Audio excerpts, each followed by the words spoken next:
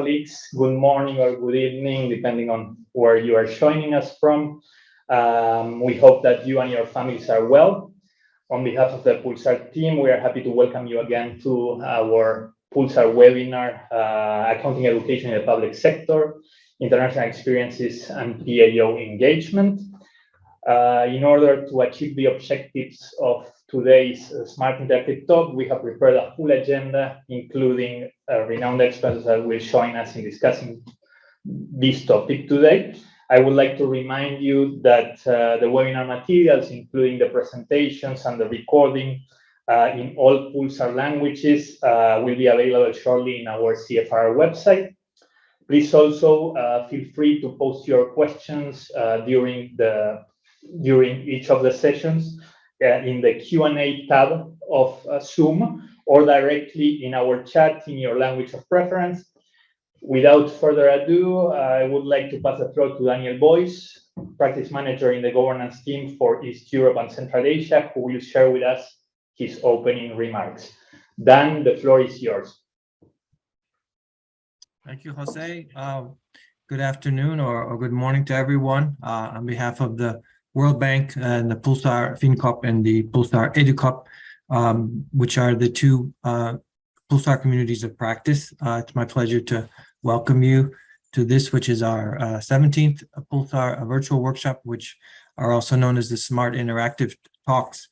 At our last event for the EduCop in May 19th, we explored some different approaches to public sector accounting, PSA education, with interesting presentations from the Confederation of Asian and Pacific Association Asian and Pacific Accountants, CAPA, and there were 3 different country cases from outside.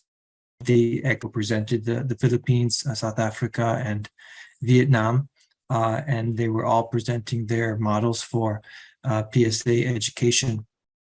Today in the SIT, we will build on that previous event, and we'll continue reviewing what the professional accountancy organizations' approaches are to equipping people in the accounting profession with the relevant skills and the knowledge that's related to the public sector, as well as sharing some of the different PSA education models that are implemented in countries from our region, ECA, and beyond.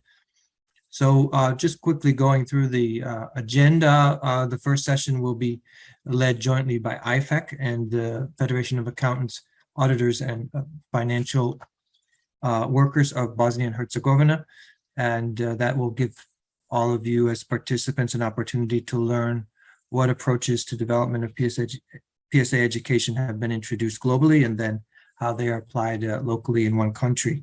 And then we'll continue in the second session looking at PSA education implemented in 2 PULSAR EduCop countries, and one from a different region of the world, and we'll have the opportunity then to hear from Albania, Georgia, and Zambia.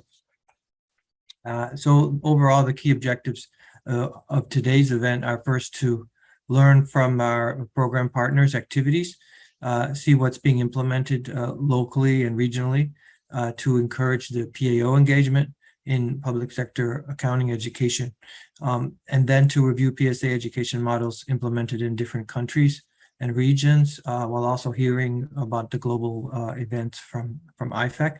And then finally, towards the end, to have a discussion and exchange views on the presented materials among the participants. So again, I want to express appreciation for all the speakers and the guests and the participants who are joining us today. I hope you'll enjoy the event, and we look forward to seeing you in our next PULSAR webinars, which we expect to continue through the rest of the year and beyond. So back to you, Jose, and we'll continue with the proceedings. Thank you very much, Dan. And on our first session, sharing regional initiatives to support accounting education in the public sector, we have the pleasure to come with us today with Jelena Misita, member of Board of Accountants, Auditors, and Financial Workers of Federation of Bosnia and Herzegovina, chair of IFAC PAO Development and Advisory Group, who will develop, we will present jointly with Bruce Vivian, Principal at the International Federation of Accountants, the first presentation. Please, Yelena and Bruce, the floor is yours. Thank you, Jose. I appreciate the kind introduction. Thank you for inviting us to the PULSAR Audio Copy webinar. Today, in the start of our presentation, we would like to share some information about actually the IFAC PO Development and Advisory Group is doing. And our mission is to help IFAC support strong, sustainable professional accountancy organization, the most effective, efficient, and sustainable sources for advancing the accountancy profession around the world as the part of the IFAC capacity building efforts. It has significantly evolved since it was first established in 2005. And the advisory group members are from both developed and emerging economies and represent a variety of different sectors: private, public sector, academia, firms, POs, and small businesses. This diversity means we have a breadth of experience and knowledge to call on. The advisory group actively contribute to the IFAC strategic objectives, especially in preparing a future-ready profession in 4 key areas. So we advise IFAC and provide insights on the trends and opportunity relevant to capacity building for PAOs, as well as implication for development of the accountancy profession. We also advocate for strengthening PAOs to support of the profession, including through outreach activities and speaking engagements. Also, we are providing assistance and mentoring to developing PAOs as they strive to improve and meet IFAC's membership requirements and global best practices. Also, we are enabling access to resources and expertise from the IFAC member organization and the partners, including the WorldBank, our great partner, and we also collaborate with some other international development partners. So altogether, we are doing our best to support PO development. What this means that we are a dedicated group of volunteers that are ready to help serve POs worldwide. And when POs have a question, we encourage them always to reach us. Our advisory group works with the IFAC staff to connect directly with POs and provide guidelines, advice, and resources, and share experiences with the common challenges. What you can see on this slide is what is our focus areas for this year. I'm sure they will stay with us for long. And I would like just to share with you couple of things around 2 of them: accountancy education and public financial management. So we are all aware that public financial management will be the foundation of the sustainable post-COVID future. So we are very much aware that governments need to understand the impact of spending on social value and outcomes. For that to happen, governments need comprehensive performance measurement. That's where the accountancy profession comes in. The data consistently show that accountants are among the most trusted profession in society. It's important to lend this trusted reputation to the public sector by looking for opportunities to contribute. So why is a high quality financial reporting needed now more than ever? In the public sphere, the accountancy professions supports a public sector that is more transparent and accountable to the citizen. Effective financial reporting is crucial to governments understand of their fiscal position and prospect. It's also crucial for providing legislator, market, and citizen with the information they need to make efficiency policy decisions and to hold governments accountable for their performance. The government all over the world facing with the tough choices, and they will not be able to do everything without profession. They need a good quality information to take a better decision, to help economic stability and helps to increase trust and stability of society. We will share with you a couple of informations around how PO can contribute to all of those processes. So Bruce, over to you. Many thanks, Yelena, and greetings everybody thanks to the World Bank in particular for this invitation and for the opportunity for us to share as AFAC. Also, just want to thank your region for sharing Yelena with us, who's a fantastic chair of our PAO development and advisory group and is doing amazing work in leading that group as they seek to support AFAC in our mission to grow the capacity of professional accountancy organizations. And I also want to just acknowledge the role that all of you who are on the call today play in supporting the profession, as well as the important role that you play in helping the profession to better serve the needs of the public sector. So thank you for the great work you do, and particularly for this initiative. So what I wanted to do was to begin just by talking a little bit about the way AFAC looks at the scope of the accountancy profession and where the public sector fits in. And then I'm going to talk a bit about the scope of the public sector and again, seeing how that relates to the role of the profession. And then we'll talk a bit about AFAC, some of the messaging that AFAC has put out in support of better public financial management, some resources that we have. And then finally, I would like to highlight a couple of regional pieces of work, some of which you might be familiar with, but I really want to emphasize them as just good examples that we can all learn from. So if you'd allow me to start just talking about the scope of the accountancy profession, and generally speaking, and this comes from our code of ethics that's issued by the ISBA, the International Education Standards Board for Accountants. We talk about two kind of distinct groups within the profession, one being professional accountants in public practice, which is the typically the auditors within the private sector, but really anybody who's working in a firm and who's doing either assurance or advisory work in the public interest. And then on the other side, we have what we call professional accountants in business.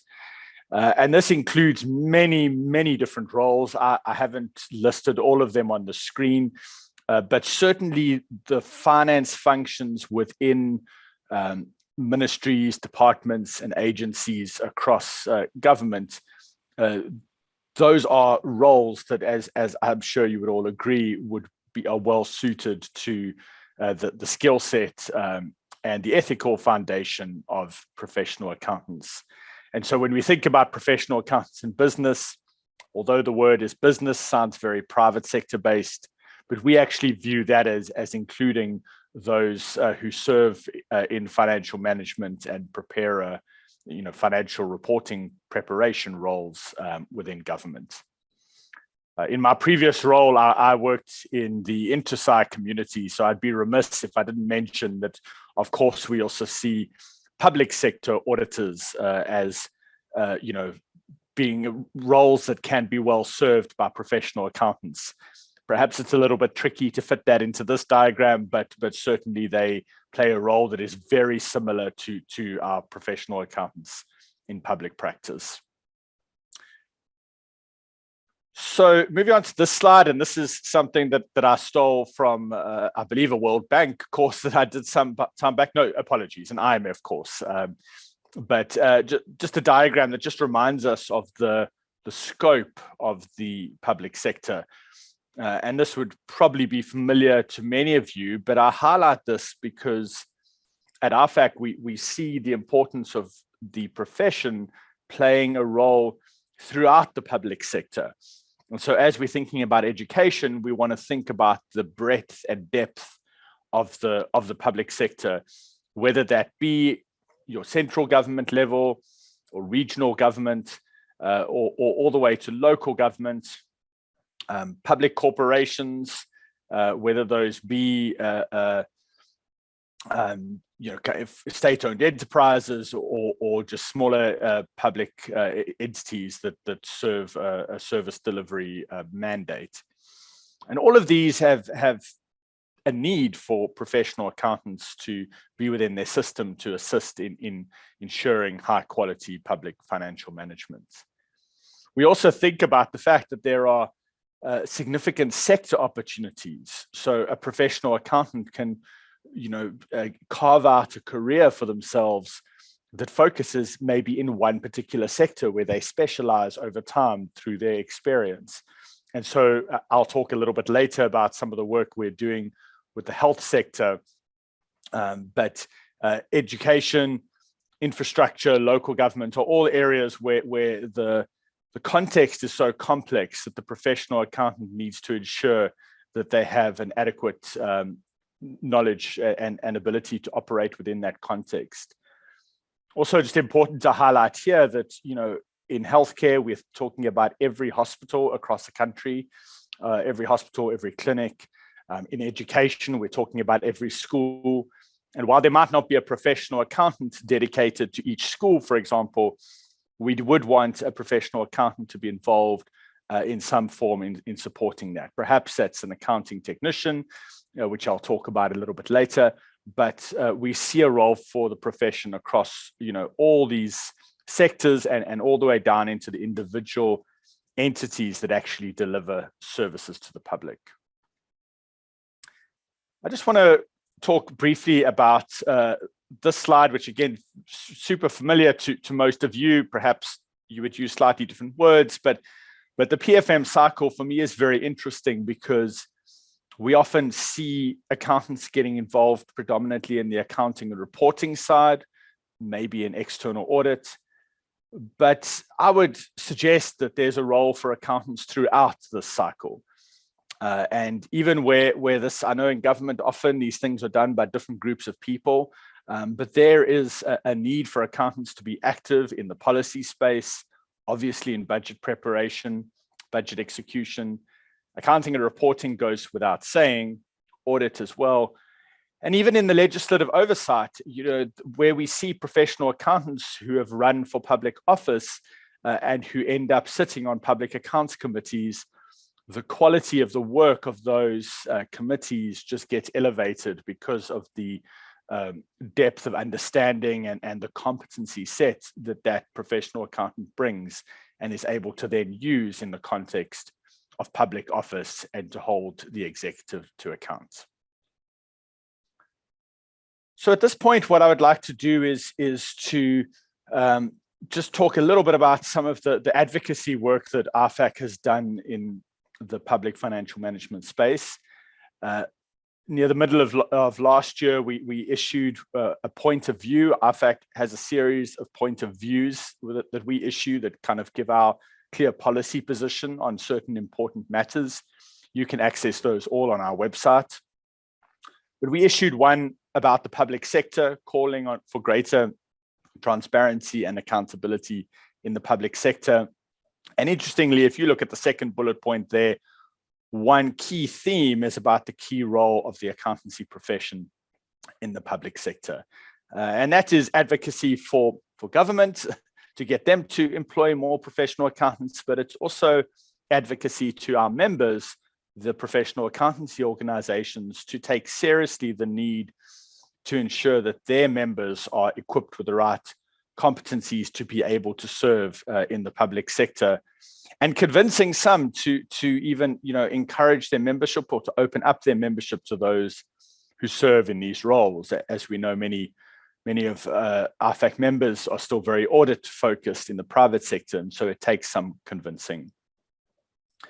I won't talk about the call to action that we issued to the G20, except to say that one of the two key messages there is a call that we make every year to the G20 to champion better public financial management.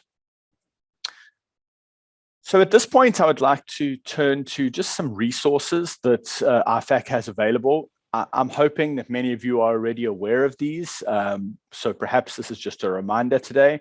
But if you're not, these are some great resources, and there are links in all these slides, which I believe will be shared with you after the event. The Train the Trainer material, this is our IPSAS Train the Trainer resource, which is a set of guides together with slides that can be used by a trainer to deliver training on the IPSAS. Really fantastic resource. We're working on getting it translated into different languages. That does take some time, but a great resource that you can call on and that you can share with educators in your country to use as part of their accountancy education offering. Then our Pathways to Accrual a tool, which was launched earlier this year. This is not specifically education focused, but I'll show you in a moment a section that does have more of an education focus. Great tool that's available on our online platform, which is also relatively new, that allows for you to interact with the content and make use of it in a really practical way. This is all about supporting the journey towards full accrual accounting, and really encourage you to consider this in any work that you're doing around implementation of accrual accounting in your region or jurisdiction. But particularly, I wanted to highlight this the section that we have in there about building capacity.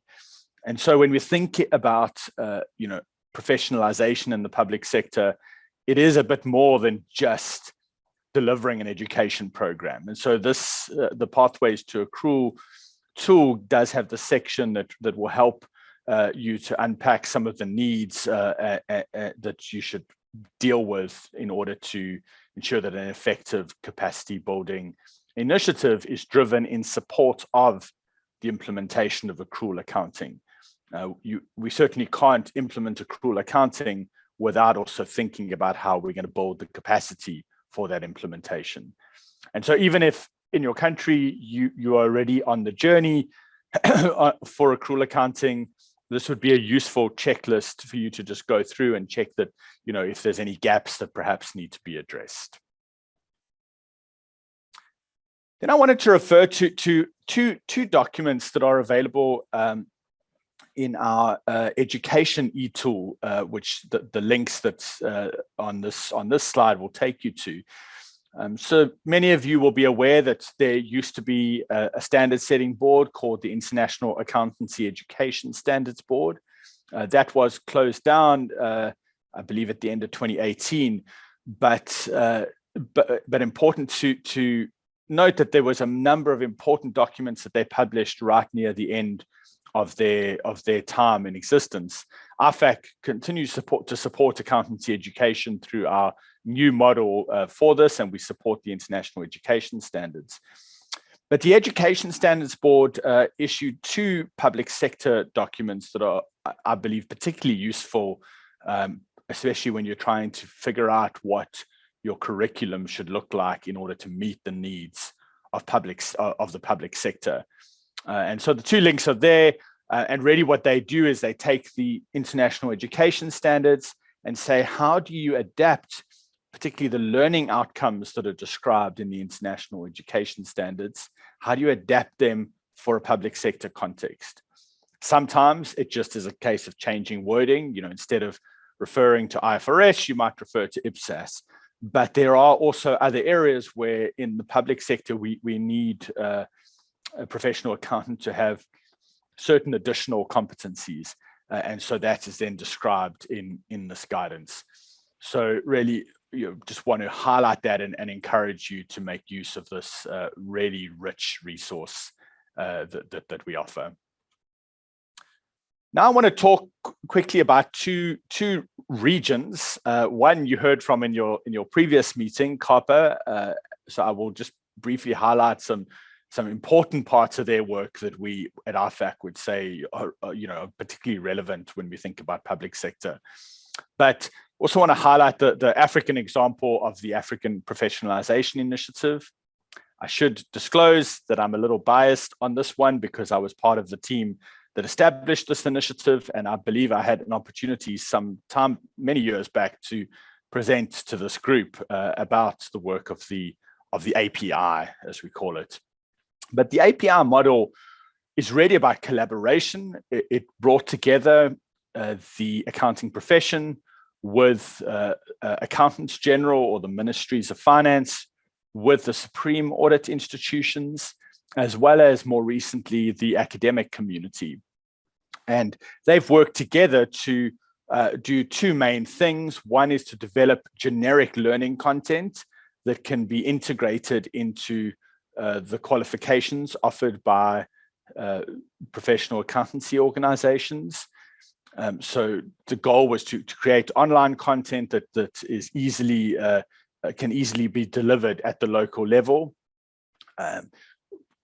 Local jurisdictions are encouraged to add their own local content to that learning process, but the goal of the API was to cover the topics that are generic across the public financial management space. And so this is an education program that covers PFM, it covers public sector accounting, public sector auditing, but also other issues like the general context of the public sector, things like communication, ethics, and so on.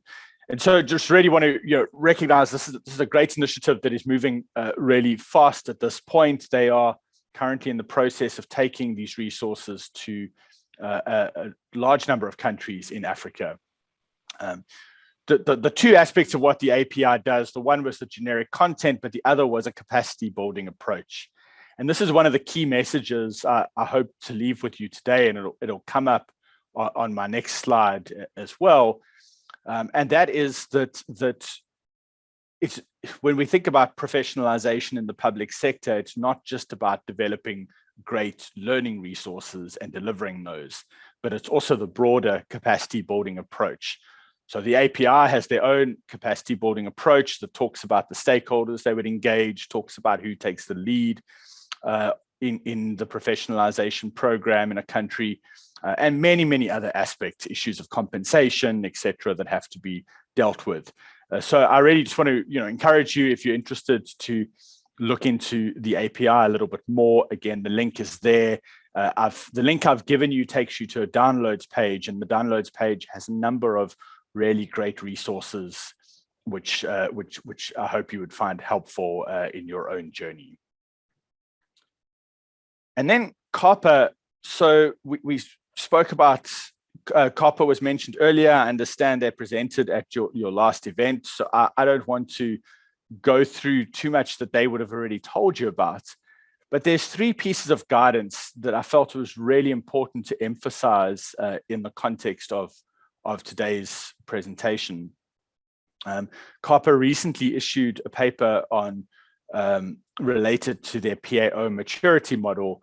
The paper was on the professional qualification, and the image that you see on your screen highlights 8 pillars that are critical to the implementation of an effective professional qualification.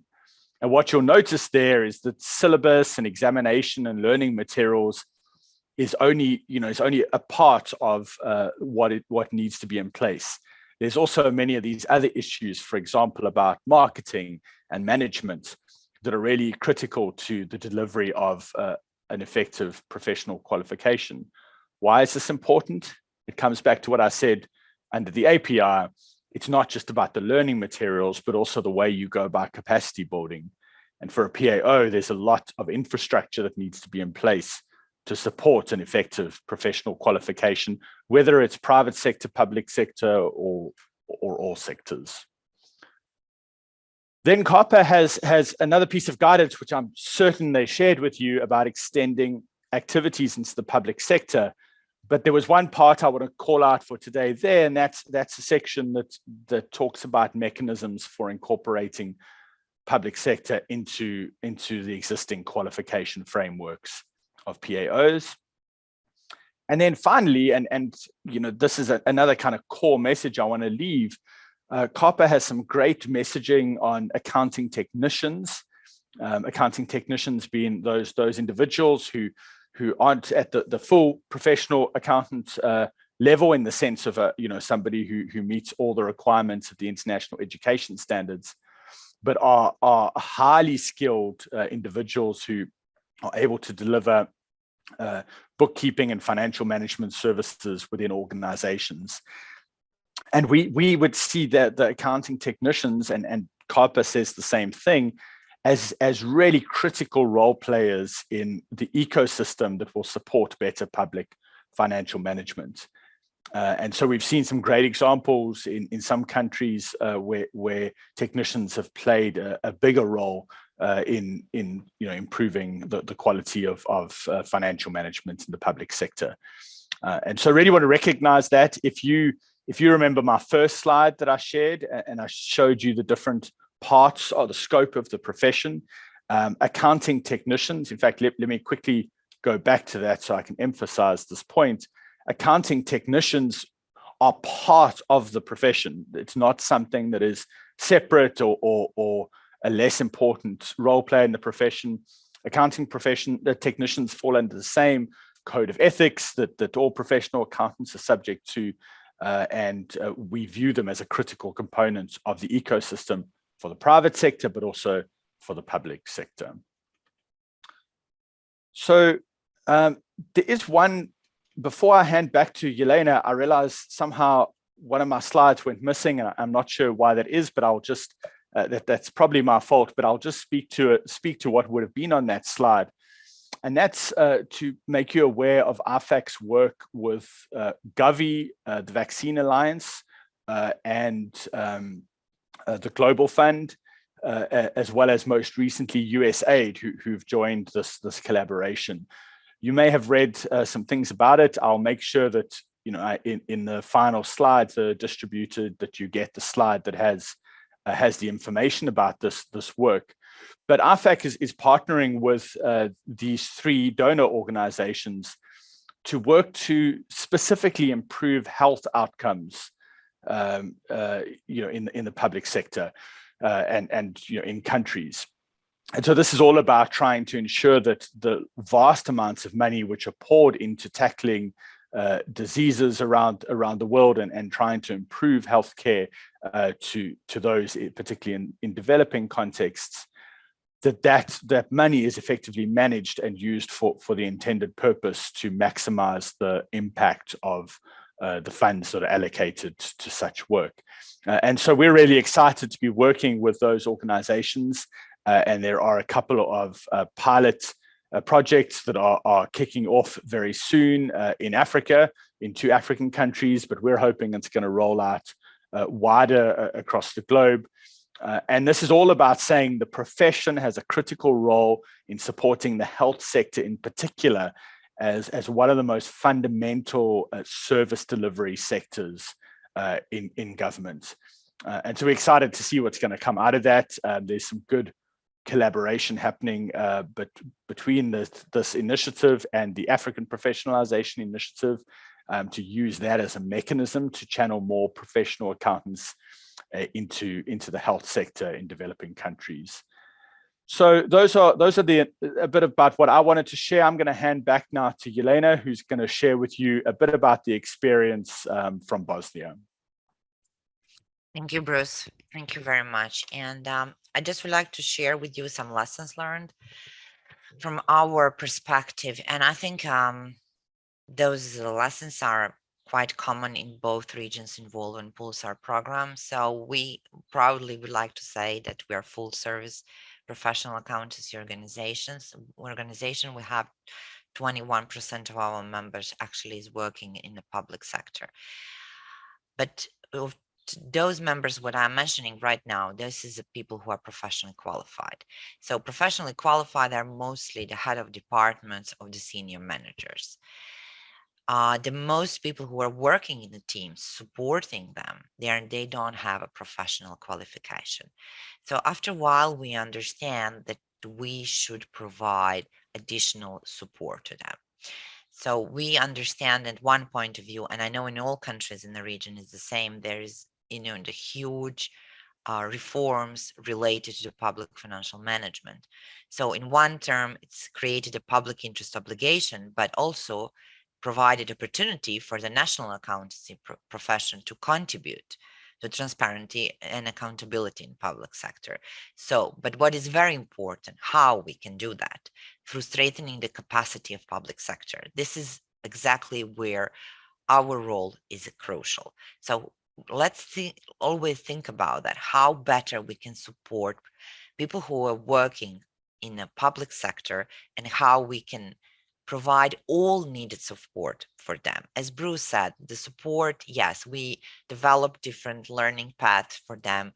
We can provide different learning materials, sources, but what else we can do to strengthen in the capacity of public sector?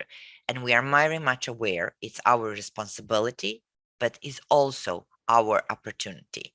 So what we have in Bosnia, like situation, which is very common in our region. So it's basically that professional accountancy certification programs offered by our PAO provide a pathway from foundation to intermediate to the advanced level, enabling accounting professional to exit at any of those 3 levels and become associated with PAOs, placing the professionals under the PAOs, basically a ESBA code of ethics, and continuing professional education requirements. So what we learned through this path, that our focus was on the leaders, the people who are leading this reform. Like I said, heads of department, senior managers, but we didn't provide enough resources for people who are supporting. So the whole teams who are working in public sector, after a while, we understand that they need additional support. Actually, Bruce already mentioned, this is what we learned through all our path, that accounting technician sectors requires our much stronger recognition. So this is one of very important lessons learning from us, and we are trying to leverage our resources and to provide better support, and also try to attract professionals who already works in public sector to join us and to become the part of all 3, let's say, key functions of the PAO. So, but one more maybe lessons learned for us is also the we expand the quality and diversity of IPD and CPD offerings. And that's something what I think it's crucial for every PAOs. So we also invest additional efforts to further develop entire set of transversal skills of professional accountants. So what that basically means in practice, it means that we develop IPD and CPD offerings, which enable professional accountants easily to move from one sector to another sector. So, and we believe that to support members, that they can practically transform their technical knowledge into effective and work and transfer their skills in various environments is the key. And that is actually one of our strategic PO, our PO, let's say, strategic goal. And of course, we need to work hard on this, and we will need the support to fully implement it in a way how we can see that in our environment we can provide better support. I would like to say, like I said to you, we improve the quality of the CPD. We provide a very specific content and for our members in the public sector. And what we are actually doing, we are providing the CPD structure in a way that we follows the comprehensive PFM, let's say the key functions of PFM reform agenda. Like I said, in those process, we understood how it's important to upskill the civil servants in the different positions, not only focusing on those who are leading those processing, and adjust our CPD to their needs, and of course on a level which is practically it's important for their everyday work. So of course, and I would like to one more time to mention, we are talking about whole system, which means that those people are joining to our professional accountancy organization, and of course, they're becoming the part of ethical oversight. What I would like to do is to encourage all PAOs to ensure they develop a frequently refresh their competency framework to support their professional qualification and CPD programs to maintain their relevancy in a public sector. And I think that will be like my key message. And I also truly believe that our profession is a force for good in this world, and that the critical components, we are the critical components, good governance, we drive and support decisions that are made for the benefit and the prosperity for all of us. By achieving this, we will have more inclusive and fair society that we want to take part of it. So I just would like to encourage you one more time that you take a look on IFAC, the Global Knowledge Gateway. Please check different article guidance and recording videos with different people who represents the profession and beyond. And I invite you to make use of those resources with your membership and across your network. For us, as a professional accountants organization, is a key resource center. So once again, I want to thank the entire PULSAR team for being such an excellent collaborator. And thank you so much. Thanks so much, Helena and Bruce, for these very interesting presentations. I liked specifically the lessons learned from the process, and I would like to pick on one of your reflections, Helena, on the fact that the focus was in the full professional accountant, and in the process, you saw that this other lower role, let's say, supporting of the accounting profession as accounting technicians, is something that it's really important to make this work, right? So I wanted to follow up on that, on the future plans for this to happen, right? Whether this is not only on the radar, but are there tangible work plans for that in Bosnia and Herzegovina? Thank you for this. We are still thinking how to approach this. What is the best way to start and to attract people? So eventually, we believe those people are already joining to our different CPD programs, as I mentioned, because they are completely following the reforming process. But we are trying to find the best way. And this is what I believe, that exactly the sessions like this give us opportunity to learn from each other.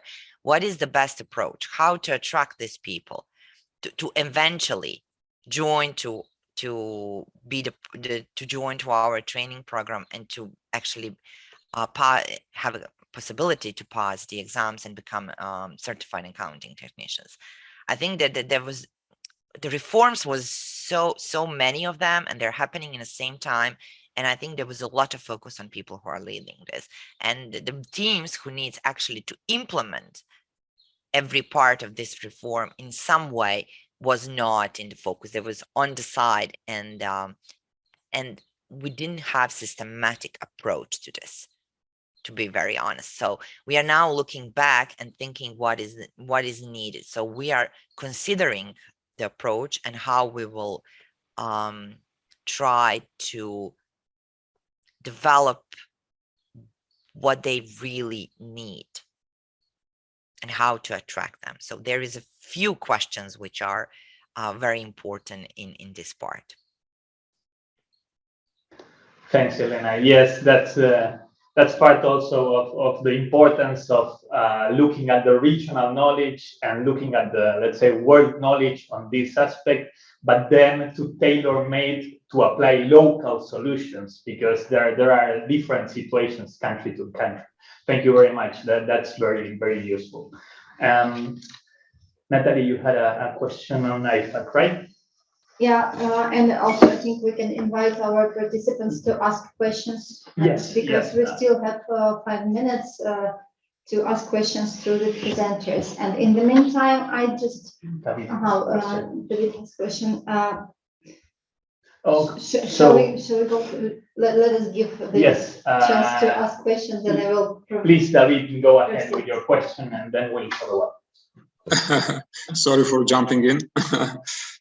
So I'd like to thank Elena, Bruce, for really very nice presentation, for sharing regional initiatives about how to support the accounting and the education in the public sector, presenting quite rich and exciting resources. I enjoyed seeing it. Building capacity is really something we need to be very conscious, we need to be sensitive about. And I was very happy to see that some of the initiatives, for some of those initiatives, the target audience is incumbents, workers, students. This is, I think, how the reforms different wings of the reform should work in unison in order to bring maximum potential benefit, to get maximum potential benefit out of the reform.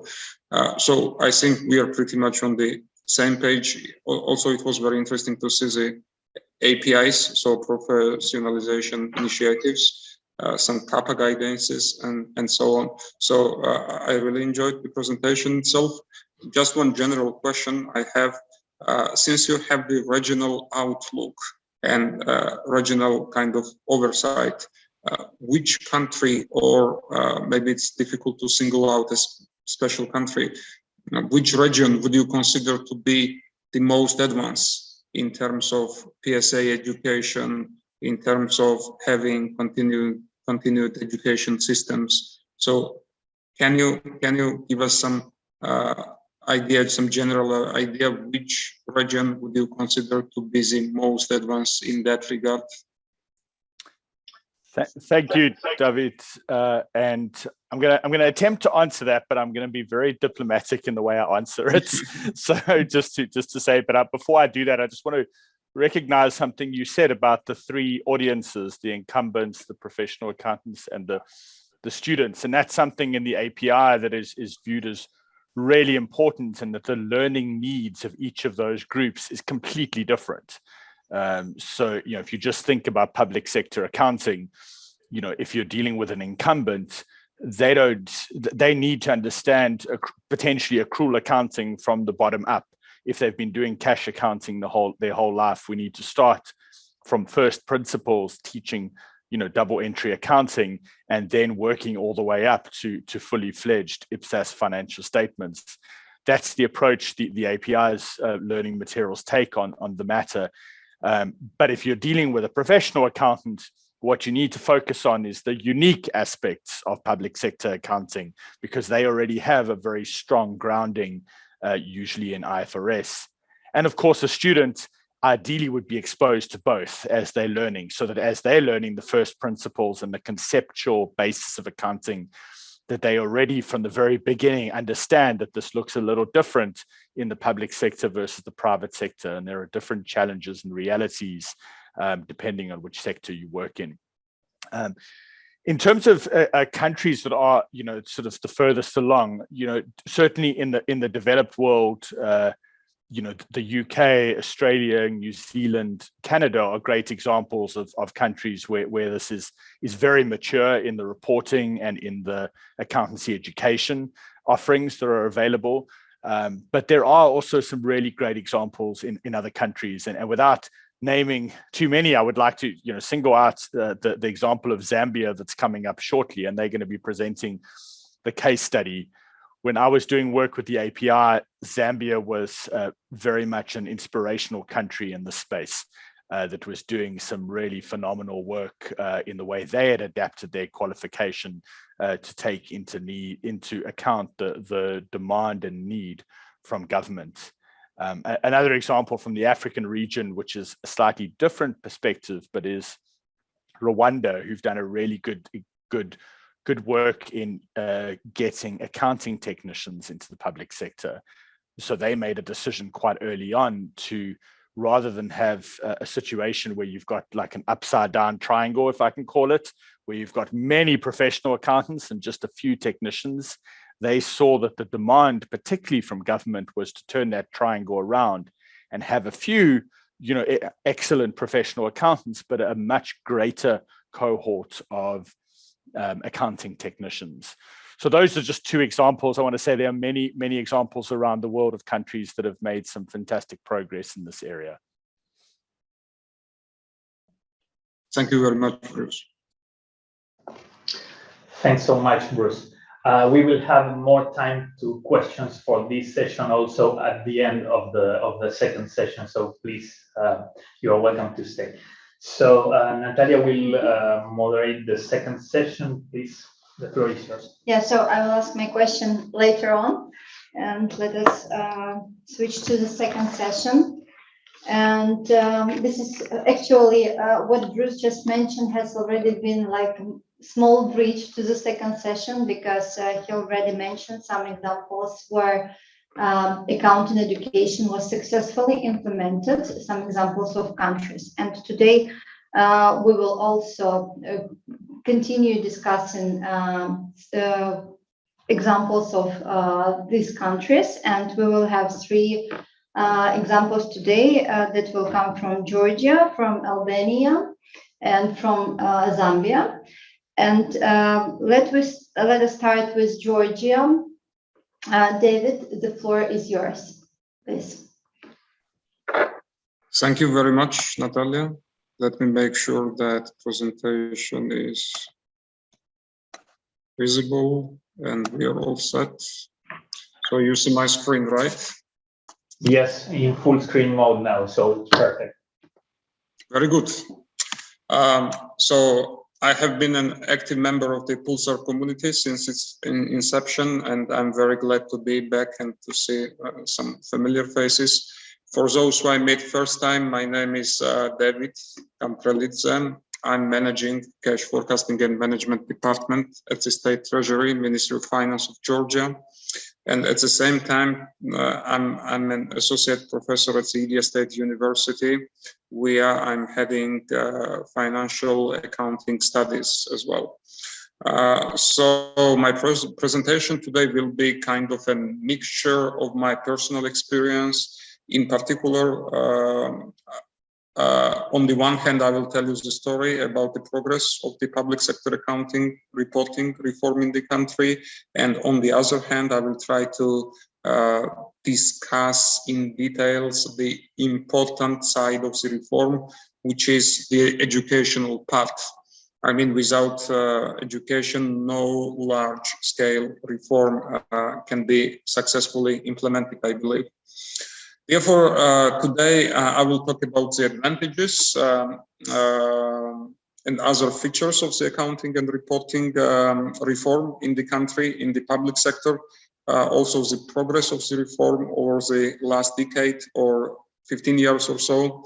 I will also tell you what kind of education system we have in the country and to what extent do I see in this system the difficulty of integrating subjects related to accounting and reporting of the public sector. In particular, what development we have in the in this regard in the current period, and what perspectives can also be observed for future. So actually, I remember that when we started this community, one of the first papers we worked on was about the rationale of the PSA reform and the benefits of the reform.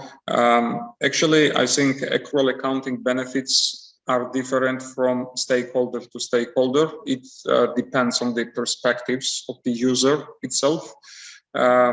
So a couple of benefits on which we have a common consensus, I believe, is that accrual accounting can somehow lead to more complete, more reliable, accurate, and timely information on assets and liabilities. Also, another thing is the disciplined management, obviously, also facilitation of improved overall asset management in the sense of improved allocation and the use of public resources. I think it especially applies to long-term assets.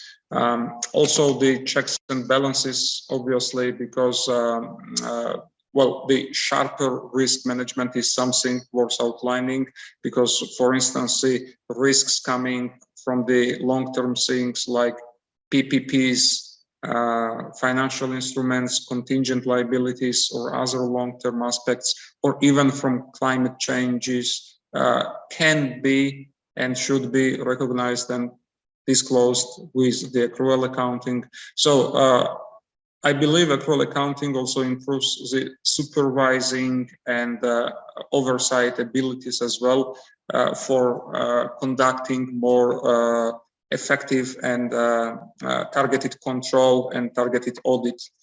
So on the benefit side, I think we have a common consensus. However, obviously, we have to look on the other side of the coin too. I mean, all reforms are accompanied by by some difficulties, difficult paths, or some challenges. Successful reform initiatives require at least the well-acknowledged plan to be accompanied with, and relevant leadership also in place so as to address the challenges, the potential obstacles. One thing that we made sure in which we are kind of persuaded during the path of our accounting and reporting reform is the high-level political support, the importance of the ownership of the reform itself, which can play a key role and decisive role. Because again, whenever you try to deal with a large-scale reform, you need to leverage all necessary human, financial resources, whatever you have, whatever you can mobilize, and you have to motivate all parties involved in towards implementation. So in the case of Georgia, I would say that we recognize the importance of the reform. We also admit the challenges we might have in the implementation, and kind of a proof of that is the fact that the PSA reform, it's already many years, it is the important part of Georgia's overall PFM reform strategy. Okay, so having said that, let me move to the next part of my presentation, which is about the reform evolution. I'll give you some flavor about the background, historical roots. So, Treasury Service of the Ministry of Finance of Georgia was given the mandate to lead the accounting and reporting reform since 2005, or maybe 2006, and by the end of 2005, actually. So to accommodate this need, the accounting methodology division was formed within the Treasury, and the IPSAS implementation strategy has also been developed together with the relevant action plan. The strategy envisaged a phased approach to the reform for the implementation of the reform. Particularly, the first phase was about the initiation, which means, which implied official IPSAS translation into Georgian and making them available to all interested parties on the official website of the Georgian Treasury. In the next part, which was about the piloting, the requirements of the cash-based IPSAS were reflected in the accounting and reporting instructions. Also, the financial statements were prepared by the pre-selected several pilot organizations in accordance with this methodology. Then it was followed with the third phase by introduction of the modified cash-based IPSAS methodology. And during the fourth phase, the limited accrual method requirements were reflected also in the accounting and reporting regulations. And the final one, the fifth phase, was about, which started in 2020, by the way, was about introduction of 24 different standards, IPSAS-based standards. They were selected based on the consideration, the relevance of these standards in relation to the Georgian context. So those standards have been firstly adopted and implemented for central budget organizations, and then they become mandatory to follow for local governments as well.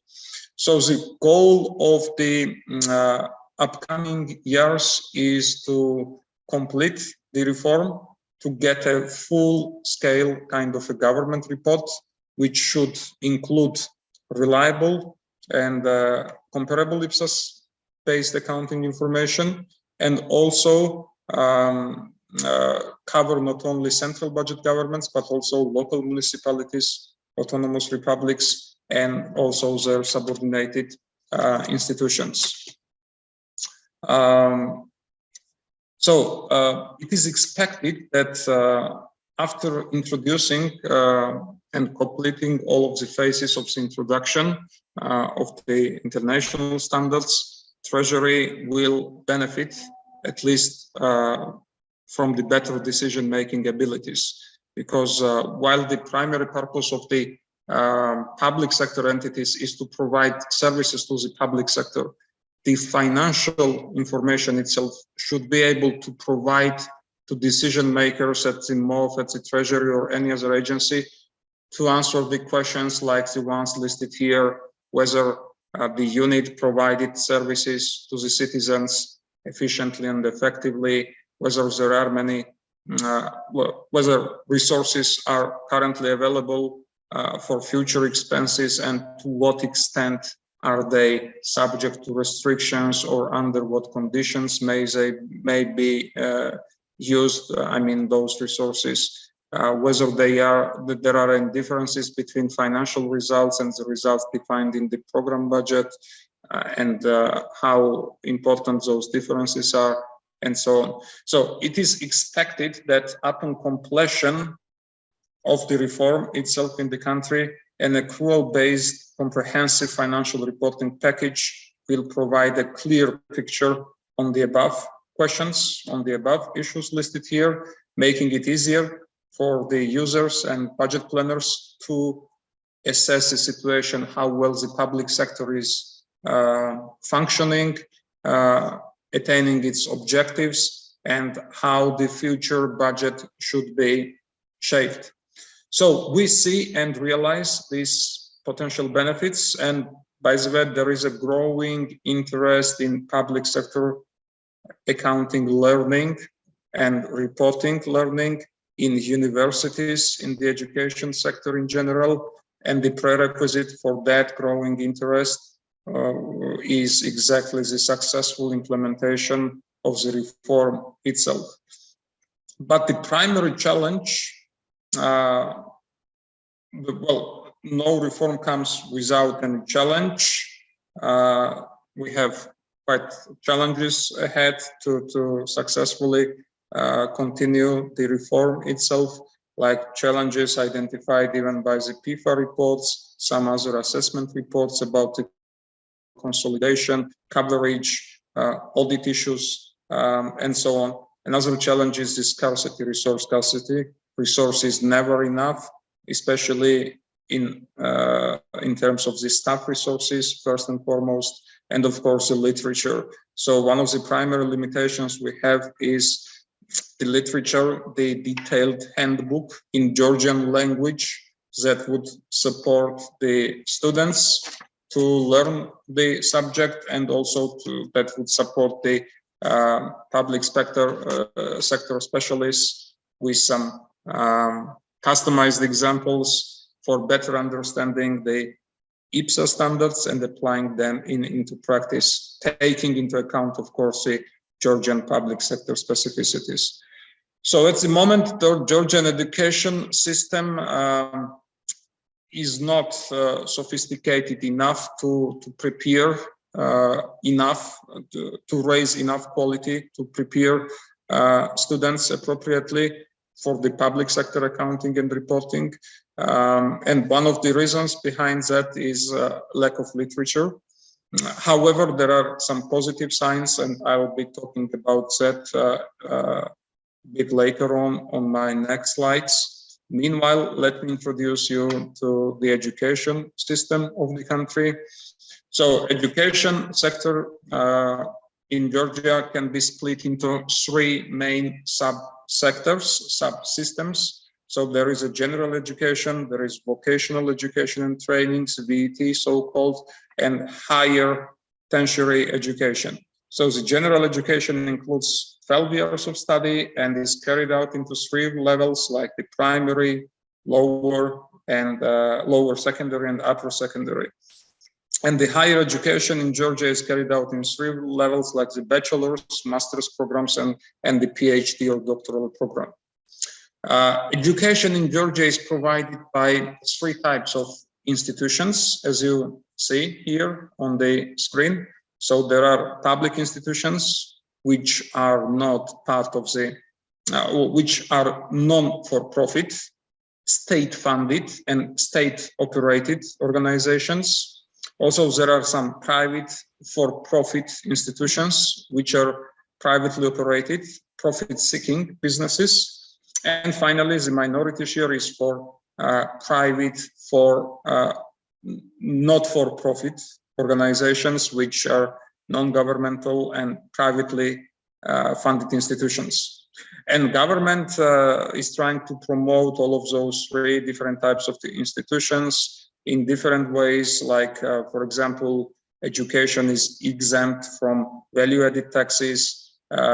They have some, so education providers have some other benefits as well, and so on. So I'm presenting this data to show that, well, first and foremost, to say that PSA studies is much poorer than the private sector accounting and reporting studies in the country.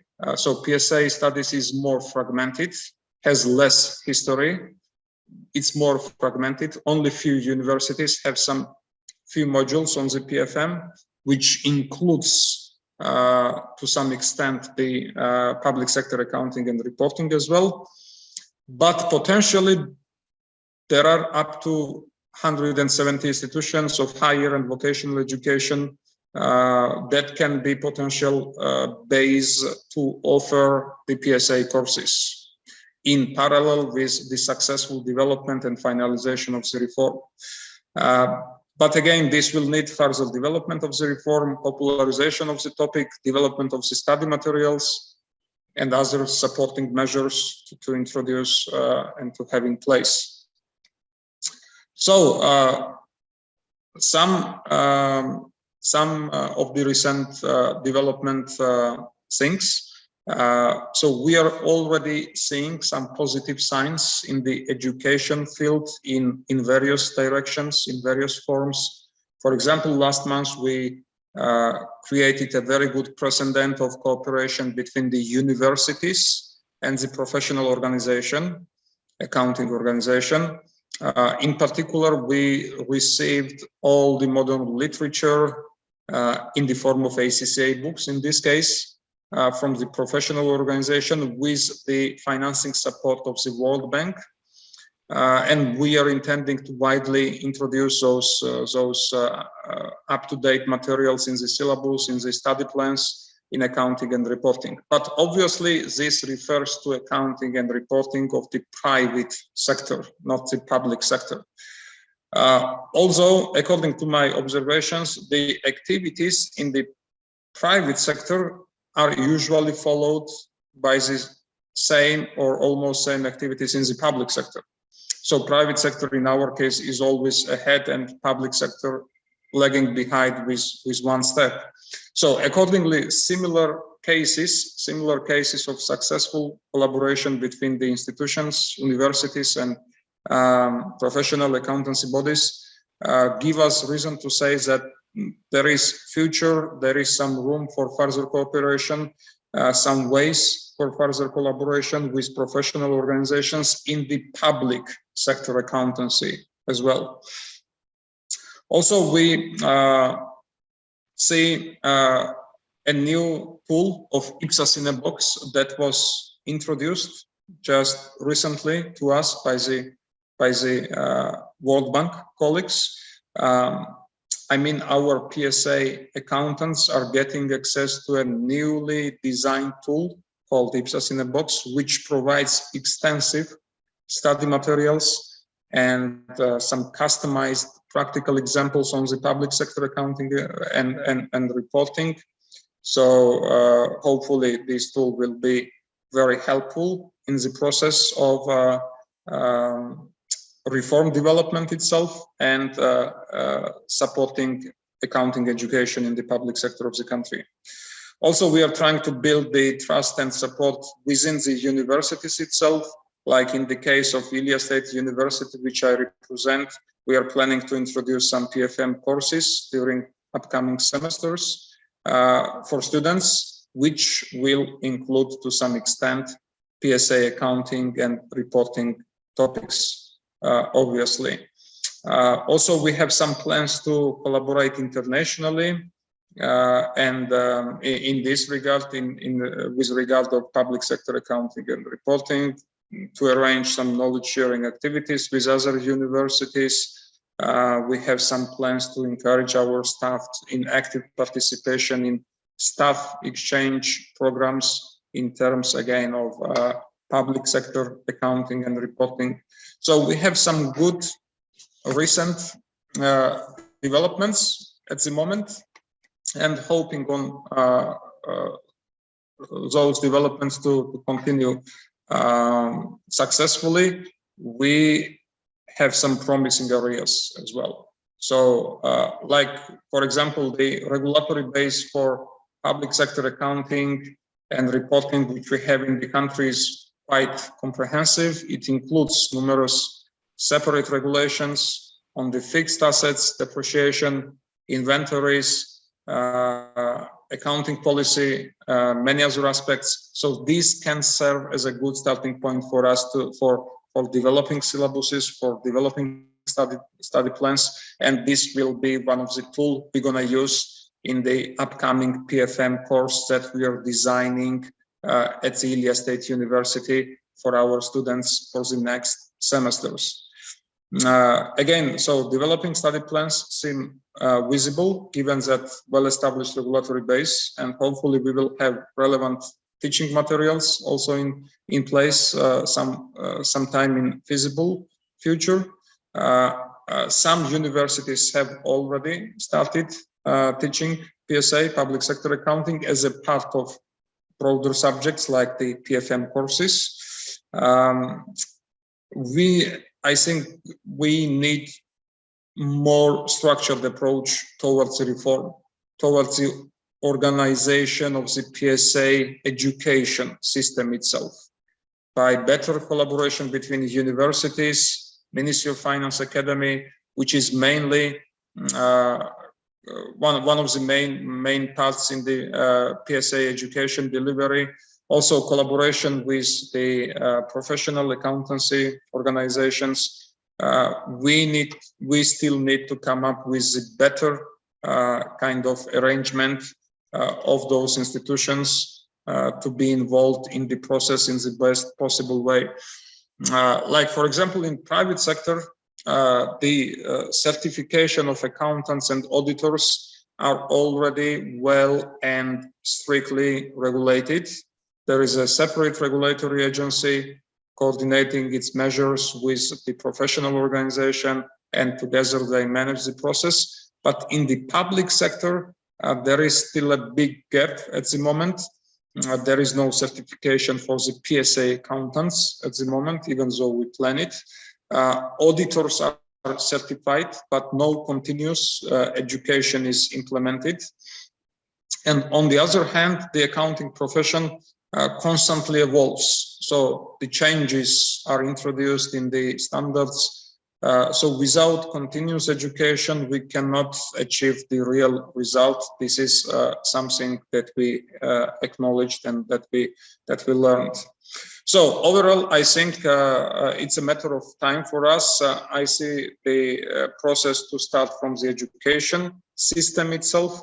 I mean, you have to balance the supply and the demand side. So you have to achieve the balance. On the one hand, the reform needs to advance further so that it creates demand for better educated professionals, accountants, auditors. So it creates additional vacancies in the country. And on the other hand, on the other side, you need to educate students. And students getting interested with the topic means more potential candidates for filling those vacancies.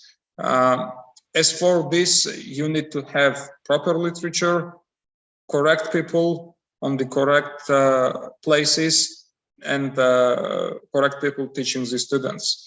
So that's why I already mentioned that the wings of the accounting reform should be working in unison and targeting three basic parts, like it was also mentioned in the previous presentation, like it is the incumbents, first and foremost, the students, and the professional organizations.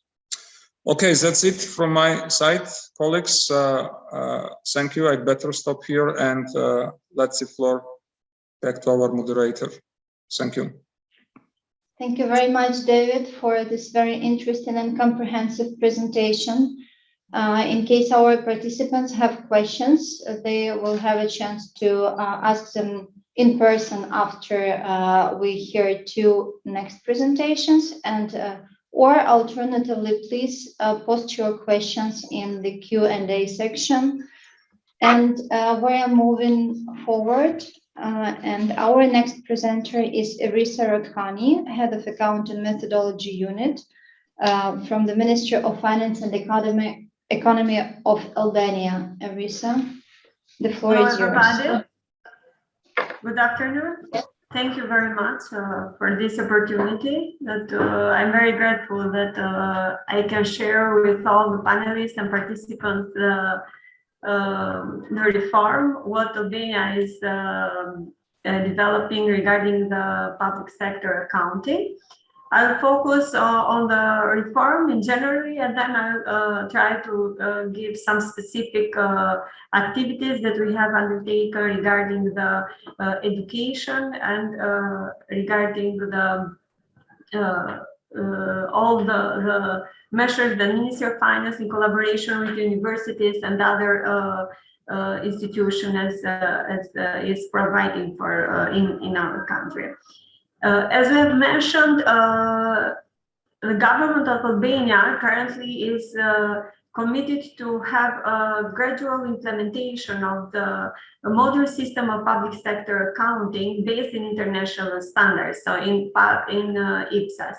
Public accounting in Albania now for the moment is currently done on a cash basis, and we have some elements of accrual accounting regarding the assets and liabilities. Also, this commitment of our government is based on the activities and on the objectives that we have also in the public finance management strategy, which is a strategy that will continue till the end of 2022.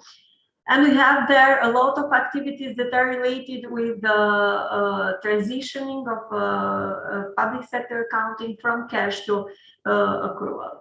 Currently in Albania, we have an instruction where all the public sector units have to use regarding their accountancy regarding the registration of the financial transaction. This is Irissa, I'm sorry. Apologies for interrupting you. I just want to ask, would you like me to share your presentation, or you would like to share slides yourself? I know that you prepared slides. Yes. I thought that you can see. Now you can see. No, we didn't see them before. Thank you so much. Now we can see. Now we can see them well. Okay. Sorry. I thought that you can see. Okay. So we can continue, I guess. It's okay. Yes, it's okay. Just make them full screen and continue. Yes. Okay.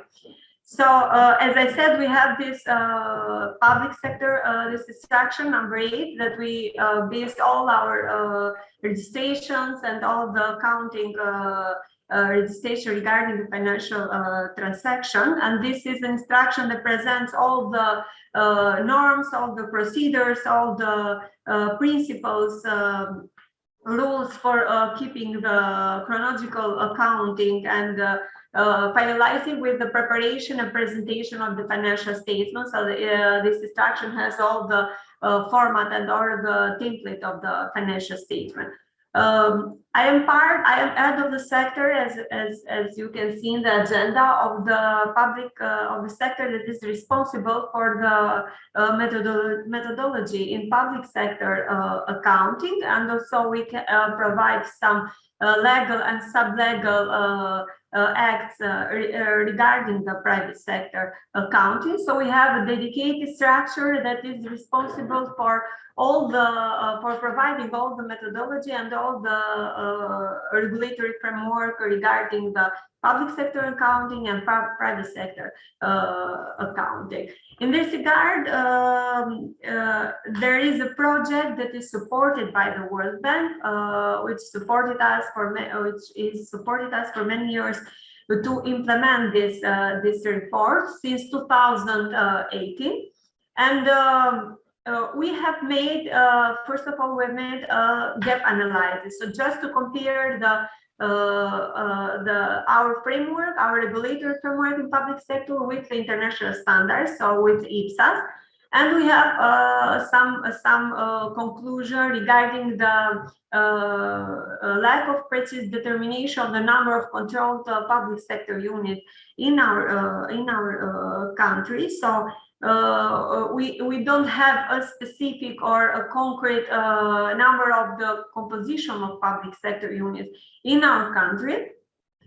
So it has to be developed, or it has to be changed during the project. And regarding the education framework and regarding the public sector accountant profession, it was concluded that the legal framework was very fragmented, it was unclear, because as I said, we didn't have any standards in regarding public sector accounting.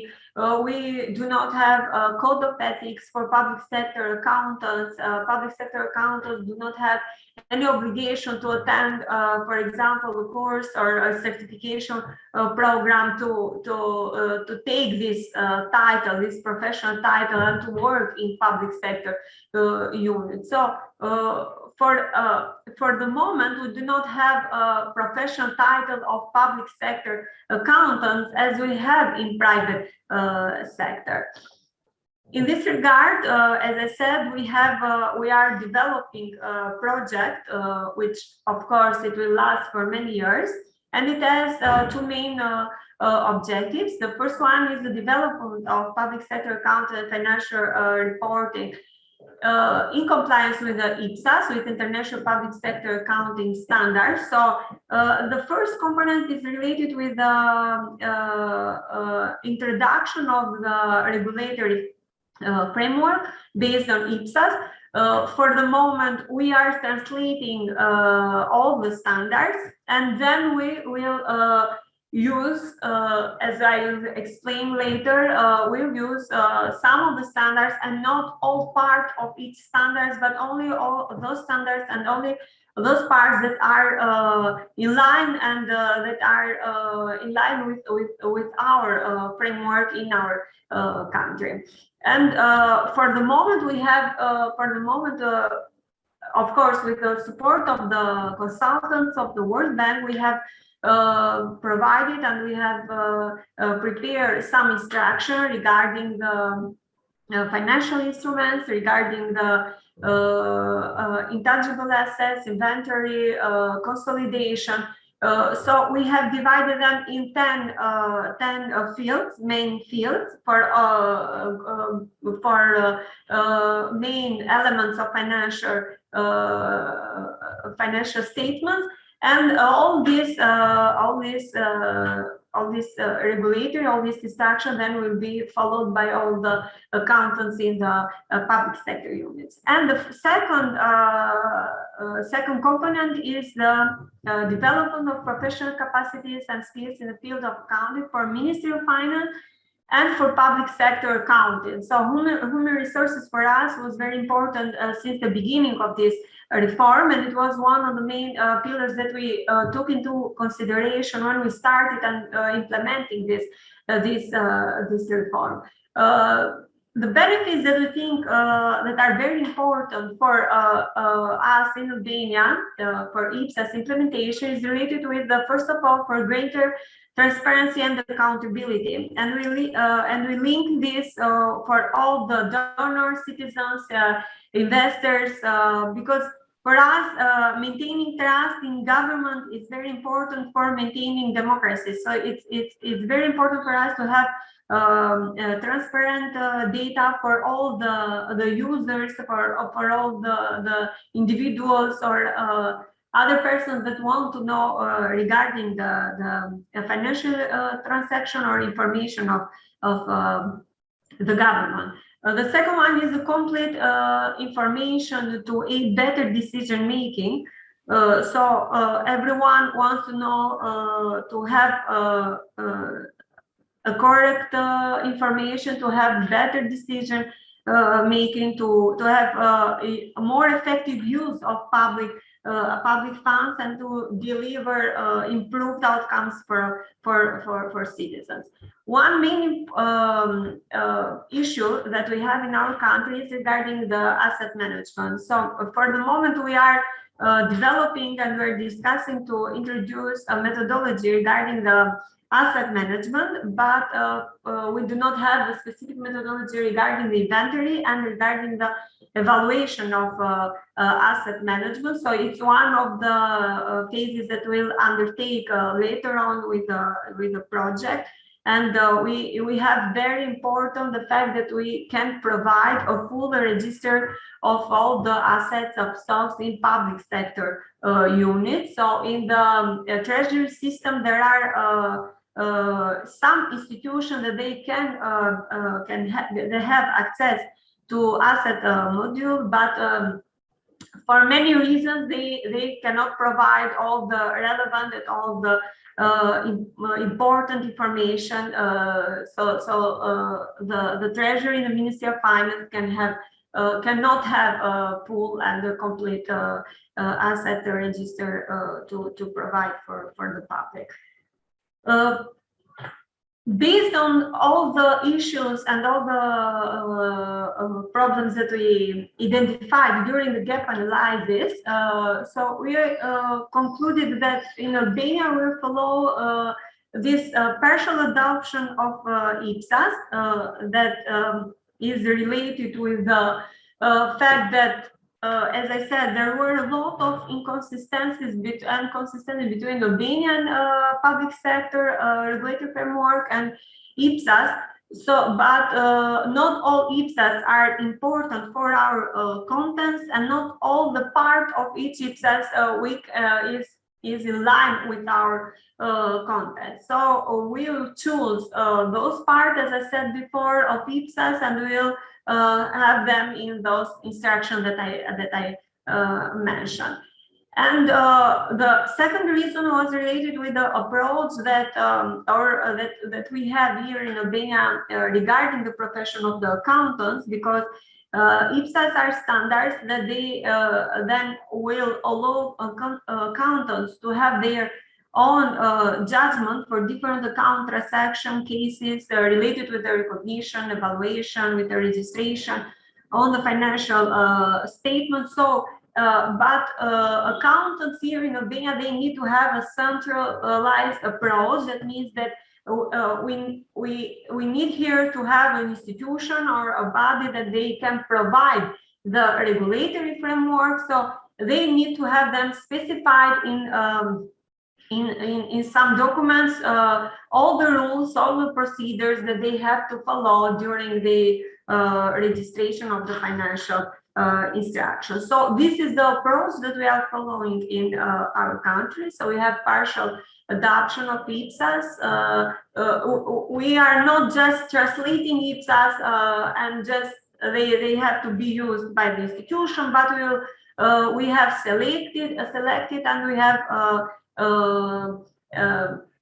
these instructions, 10 instructions that they will be followed by all the public sector accountants. This is the timeline approach based on our, we have country strategic action plan regarding public sector accounting in Albania, divided in 5 phases, and of course that this is a very large process, and we will have and we will have a lot of challenges in the first phase.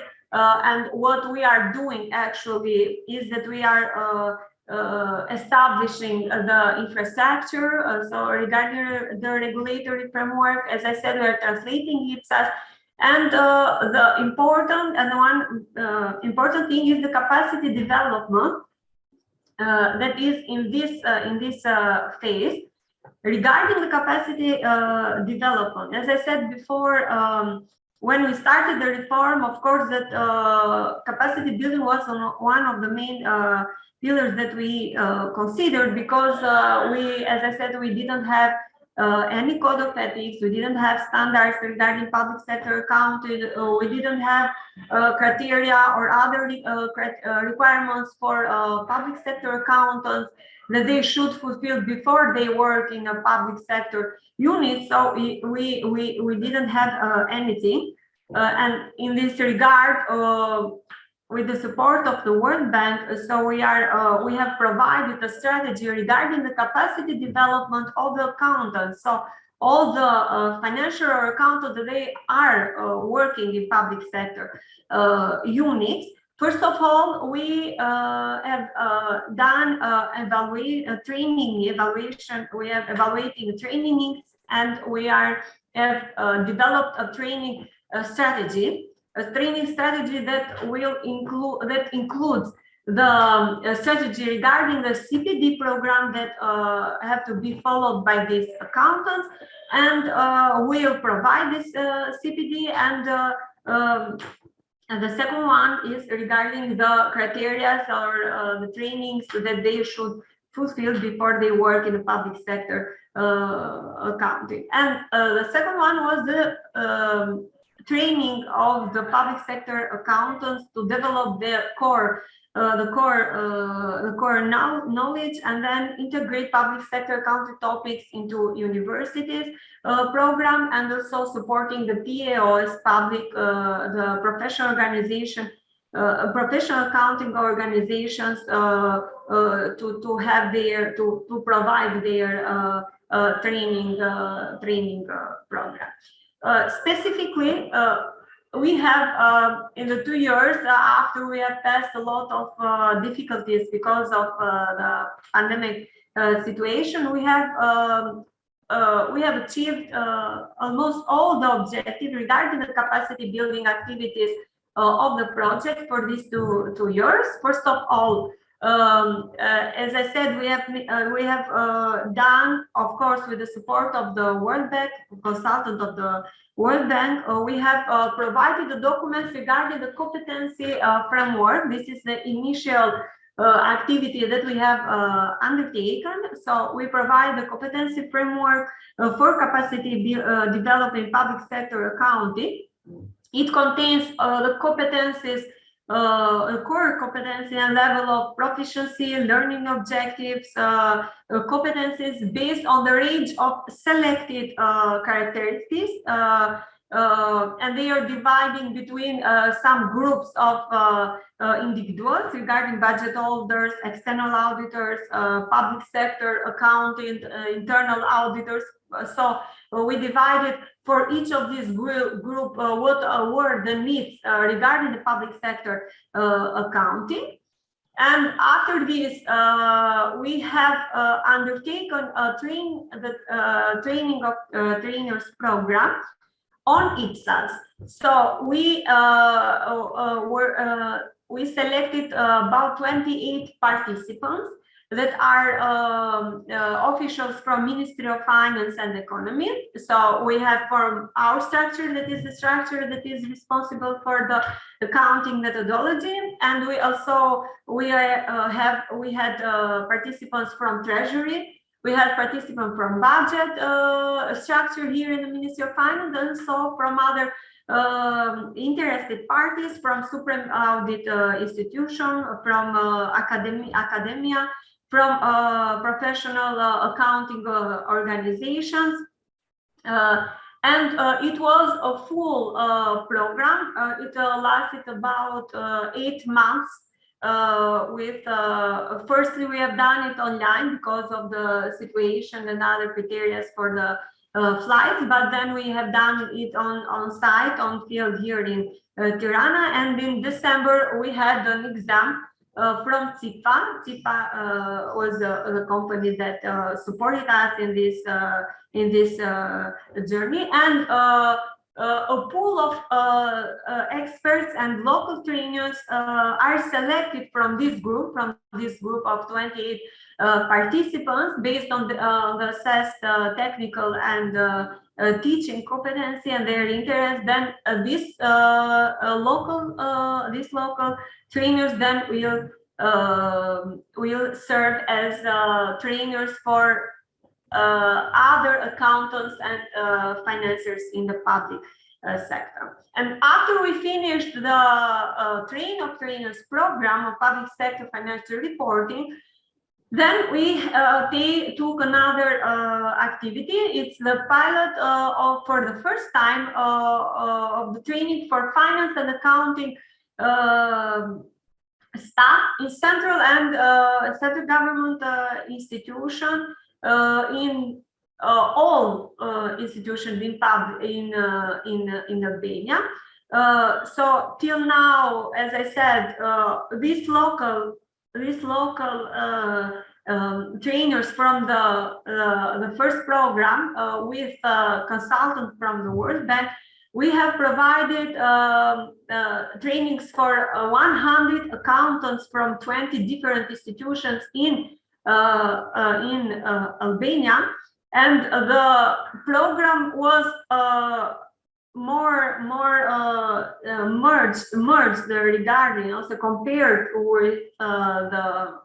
with the first program, but it included all the relevant issues of each IPSAS. So the first one was, the modules included general information on national public finance and information system, financial reporting, accounting and financial reporting in public sectors, all the core information, advanced financial reporting on information in public sector, and other information regarding business processes and procedures.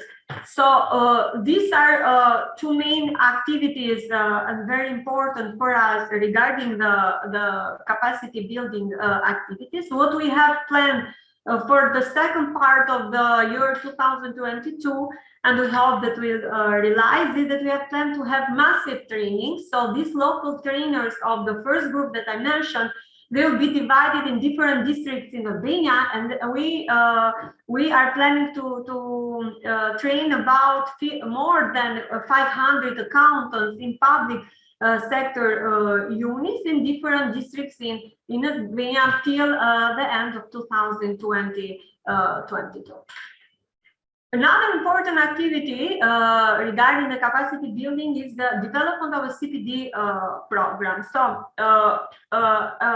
as the structure in the Ministry of Finance, we have one of the main functions is the development of the CPD program of the accountants in the public sector. For the moment, in collaboration with the Albanian School of Public Administration, we offer some trainings regarding the asset management, regarding that instruction number 8 that I mentioned before, for all the accountants that are interested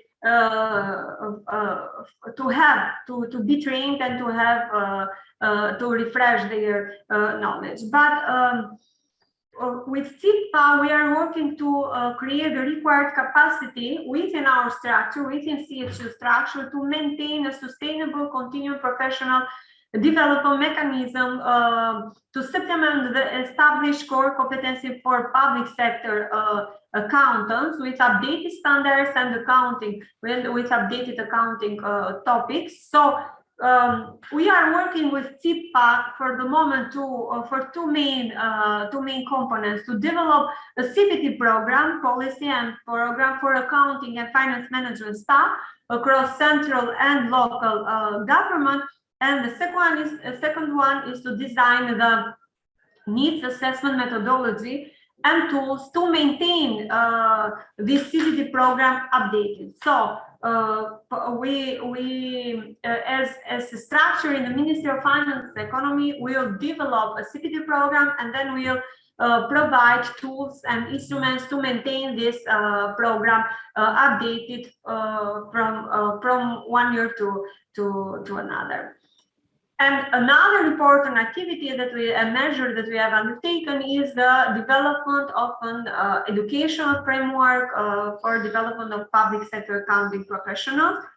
So for us, it's very important to establish a framework for the development of public sector accounting professional that is achievable and appropriate for the needs of our country, because it's important to introduce public sector accounting for all the students, to introduce in universities and in professional accounting organization, because we have to develop and to maintain professional public sector accounting competencies for future and for current public sector accountancy in Albania. So for the moment, with the support of CIPA and the WorldBank, we are supporting, this is an ongoing process, but for now we are supporting PAOs, professional accounting organization, to develop a sustainable public sector accounting qualification. So the qualification of these public sector accountants will be provided by organization, by professional organization, and on the other side, CIPA is supporting universities to introduce public sector accounting or financial reporting curricula in programs at all levels. For the moment, public sector account is just a subject that is provided in the master degree program, and so we want to have some core knowledge in a bachelor program, and then we can go deeper in other levels of the program studies. These are the main activities that we have undertaken regarding the capacity building. Of course, that we have had a lot of challenges during this time of the implementation of the project that are related with all the stakeholders, with our structure here in the Ministry of Finance. So because as we have mentioned, the accounting is seen something background, something not as much important as debt or procurement or budget. So it's very important for us to have an active role and involvement of all the stakeholders, and specifically with the top management of our institution, of Ministry of Finance and other bodies that are included to this reform. And capacity building is one of the main challenges, as I said, because we were in the position that there was a lack of technical knowledge regarding the public sector accounting. So we needed to have to develop the CHU capacities and all the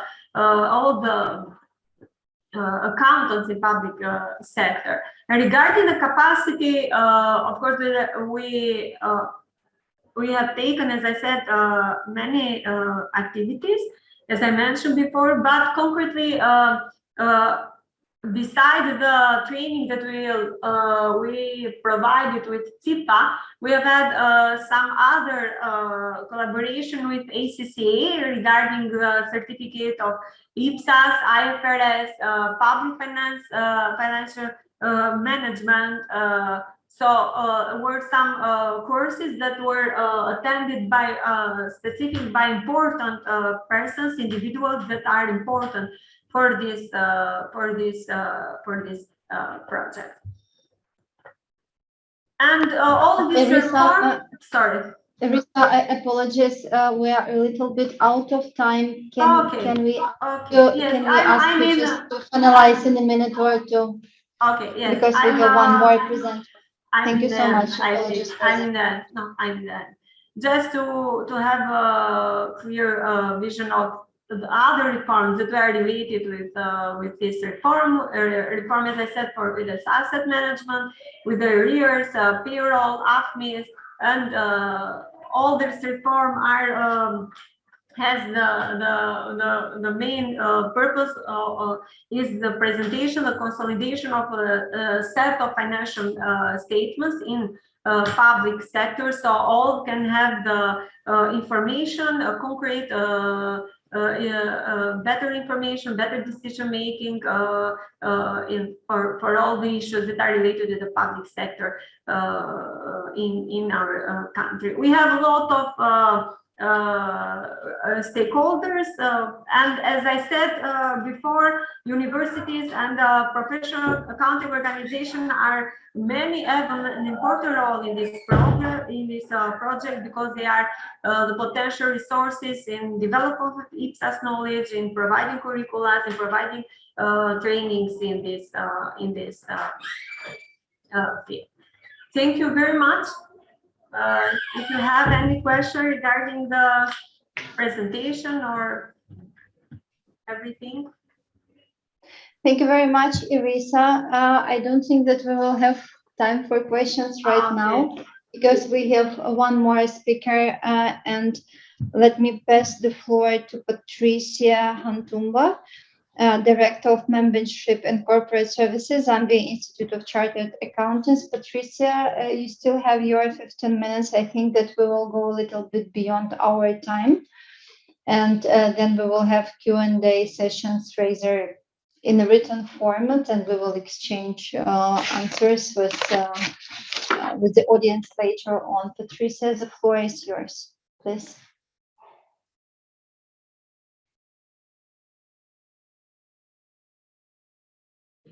Patricia, can you hear us? I think yes, that please. I can hear you. I don't know why my laptop is hanging. I'm trying to share the document. Can you see it? We see your screen, but actually it's not the presentation. So maybe just switch to the presentation. Or alternatively, we can or stop sharing, yes, and share again. Yeah. Are you able to share it from that side? I'm not sure what is going on. Patricia's. Okay, we can see it now. Yeah, we can see it. Perfect. This is it. Thank you. Okay, thank you very much. And I have muted my video because internet is not very good, and I don't want it to be shaky. But as we go towards the end, probably I can unmute my video so people can see who is speaking. But the short outline of our presentation today is about what Zika is, and since it is about education of accountants in the public sector, we'll look at in-safe skills training and the Zika qualifications that are skewed towards IPSAS training for the public sector, and then we'll conclude. I hope we'll have some little time for the question and answer session. So just a brief, I know most of you are aware of what Zika is. Zika, the Zambia Institute of Chartered Accountants, is a self-regulated membership institute established by an Act of Parliament of 1982 to regulate the education and practice of accountancy in Zambia. At the moment, we have a membership base of slightly over 7,000 members and slightly over 6,700 students studying our various programs. I am cognizant of the fact that we are running out of time, and I have decided to skip the slide which talks to who we are, information which is publicly available on the Zika website. So when we look at in-safe skills training, we are looking at training for qualified accountants, those who have already completed their studies, their education part, and also their work experience part, and they are employed by the government of the Republic of Zambia.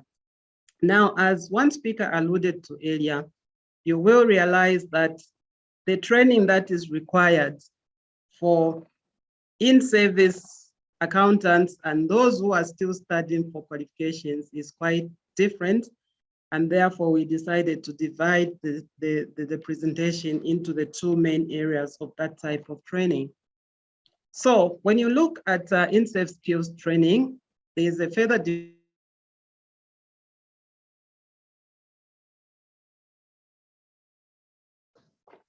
Patricia, we stopped hearing you. Are you connected? Can you hear me? Yes, we can hear you now. Okay, thank you. I think the connection is telling me that it's quite unstable, and understandably so because of this side of the world where I am speaking from.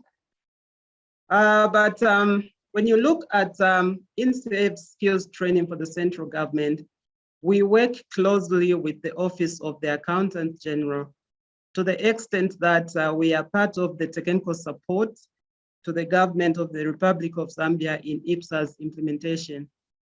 From the outset here, it is worth mentioning that Zambia has not yet adopted full IPSA's accounting, where the government is still operating on cash accounting basis. But the timeline for full implementation is set for 2024. But we are also aware as an institute that this has been a moving target. The first target was to fully implement by 2022, and that will not happen.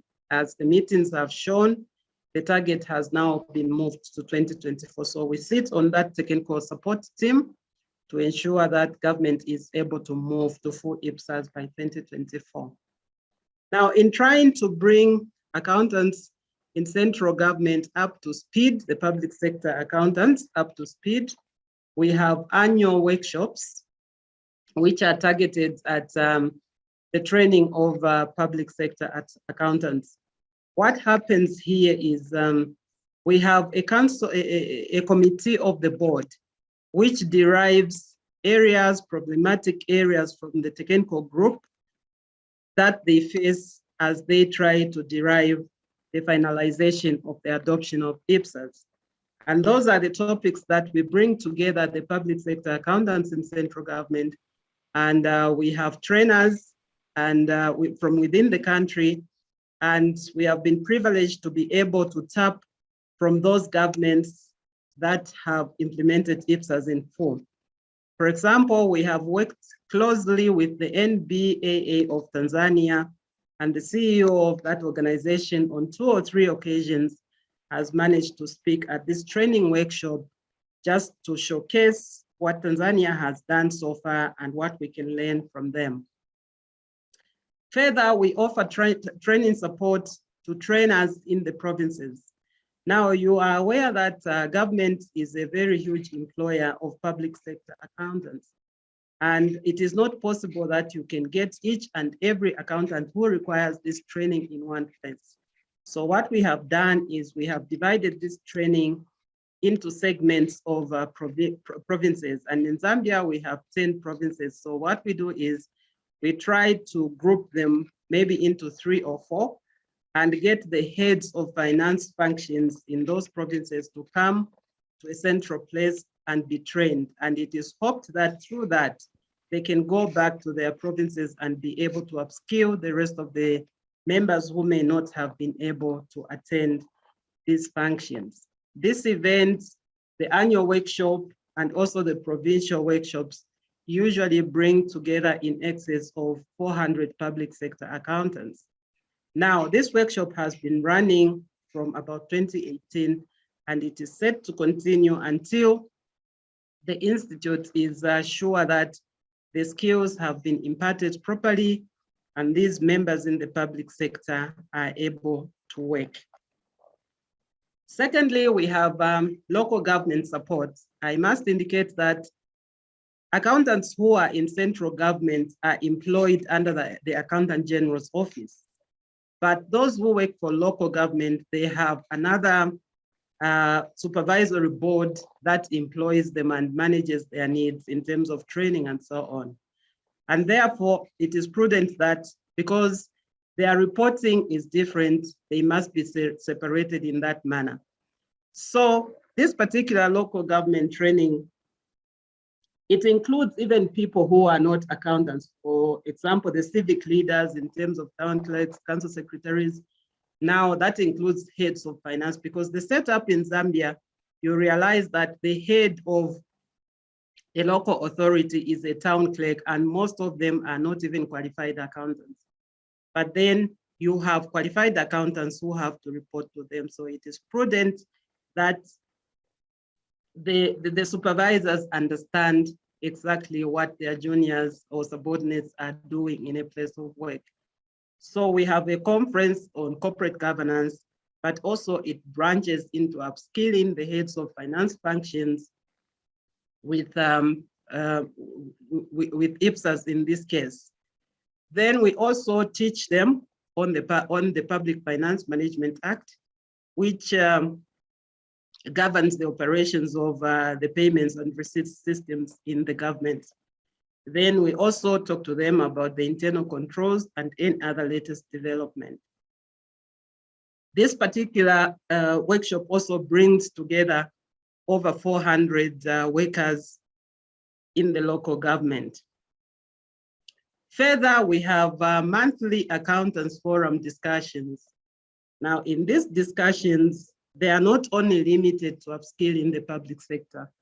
The topics we discuss here are diverse to cover any topical area, but what we have found useful is that when you do a virtual workshop, for example, for an hour or two, your reach is more. And since they are free to the members of the Institute, you find that the uptake is more, and therefore you hope that the engagement is also more, hoping that through this particular channel as well, you are able to reach out. What we have done after the Accountants Forum discussions is to allow the members to post their questions and any other matters they may have around a given topic to a specific email address. So whatever issues we pick from there when they communicate with us in that manner, that is what sets what we are going to discuss with them in the next session. For example, if there is a topical area or an area in the discussion which has not been adequately covered, then we actually rerun it to ensure that the members get the gist of the matter of what the presentation was about. So that is very engaging, even more engaging than a face-to-face event, which is limited in terms of the time that you can allocate for a given speaker to be able to speak about issues at hand. Okay, then we come to the educational framework for public sector accountants. Now, what the Zambia Institute of Chartered Accountants saw we're in advance in about 2017, when we were developing the CA Zambia qualification, was the need to provide a route for education of public sector accountants. And in deriving that particular qualification, there was a recognition of including specialized routes. So this qualification, the CA Zambia qualification, which was launched in August 2017, has 3 different routes to account for the various sectoral areas where accountants are supposed to work. And amongst them is the public sector route. And the public sector route was included to ensure that people who are graduating from this qualification have the relevant skills to be able to work in the public sector at the outset. Initially, the training for accountants in Zambia has been skewed to the business route without considering that most of these people work in government where the requirements may be slightly different from a business, from an accountant who works in commerce and industry. So we also developed another qualification, which is supposed to be a specialist qualification for those accountants who qualified earlier on and have not had the chance to be able to take the public sector route that is offered in the CA Zambia qualification. And this is a diploma qualification called the Public Sector Financial Management Qualification, which is actually supposed to be a postgraduate qualification for people who already hold an accountancy qualification, but they work in the public sector and they would like to learn the operations of the public sector. I must say that unfortunately, this particular qualification at the outset was supposed to be a partnership with the Accountant General's Office for the government.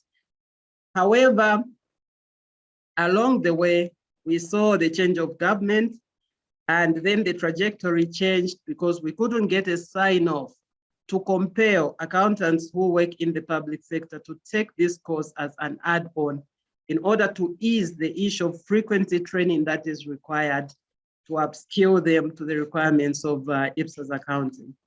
But meetings are going on, and we are hoping that as we get along this year, we should be able to have a sign-off from government to ensure that all accountants who are being employed who have not taken the public sector route under the CA Zambia qualification will have to do that course, and so that they are upskilled to the level that is going to help the government. Further, this particular qualification should be undergoing review in the next year or two. We want to make it easier, instead of making it a diploma course, which takes maybe a year or two to complete as a postgraduate qualification. We want to see if it can be shortened in terms of delivery period, and also be able to deliver it online so that a lot of people who would like to work in the government have easier access to it. Because there's this notion that I'm already a qualified accountant, why would I then sit in class and start reading for another qualification when I already have? So we would like to divide this public sector financial management course into a continuous professional development course and also a full-fledged course for those who may be willing to do so. Now, I must say that both these qualifications are offered through summative assessment. They are written through closed book examinations, and once a person passes, then they are conferred with them. So what I was trying to show there on the CA Zambia program, if you look on the far right down, those are the routes, the specialist routes that I was talking about, that the qualification from the technician level, from the CA certificate in accountancy, CA application advanced diploma in accountancy, everyone will do the same courses, and then from 3.1 to 3.1 and 3.2 are compulsory to everyone, but then a person is able to choose which route they want to specialize in. And if you look at the bottom there, we included the public sector route so that an appreciation of the public sector accounting can be appreciated more by those who choose to take that route. And under the public service, under the public sector finance management program, those are the subjects that are there. And it was hoped that if someone undergoes those subjects that are there, they should be able to appreciate the way government functions and also how the accounting is done. In conclusion, I think there is still a lot that needs to be done in Zambia in trying to upskill the public sector accountant, because it is not everyone who is engaged or who can be engaged to the many training opportunities that they are required to undergo in order for them to appreciate. But what is good is something is being done about it. And we are hoping that by the time that we go full IPSAS accounting in the public sector, we would have covered enough ground to make an impact and be able to deliver that mandate of IPSAS accounting in the country. I indicated earlier that Zambia has not yet implemented full IPSAS, and the current migration is scheduled for 2024. And in the in-between, that is what amounts to the work that is being done in order for us to be able to actualize that migration. I thank you. Thank you very much, Patricia, for this very interesting presentation. And thank you very much to all speakers within this third section. It was really interesting and presenting different perspectives from different countries, from different parts of the world. Unfortunately, we do not have time for a Q&A session, but what we just discussed with Jose, you can communicate your questions to us and to Anara, Irma, or myself, and we will share those questions with our speakers. I personally myself have some questions to speakers in the first and in the second section, so I will do the same, and then we will add questions and answers to those questions to materials which will be posted on our website. So let us do this way. And now let me pass the floor to Arman Vatian, PULSAR Program Manager and Governance Focal Point for Central Asia, for the closing remarks. Arman, over to you. Thank you, Natalia. Thank you, Jose, and all the speakers for a very interesting event. Yes, I understand there was a lot of material to share in their presentation, and it took a bit longer than probably planned.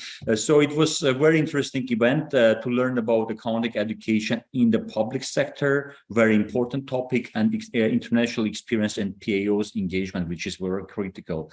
So we learned from IFAC, PAO Development and Advisory Group, Yolanda and Bruce, that their role in advising, advocating, assisting, and accessing and providing access to resources and expertise, which is very important, and our countries will need to use.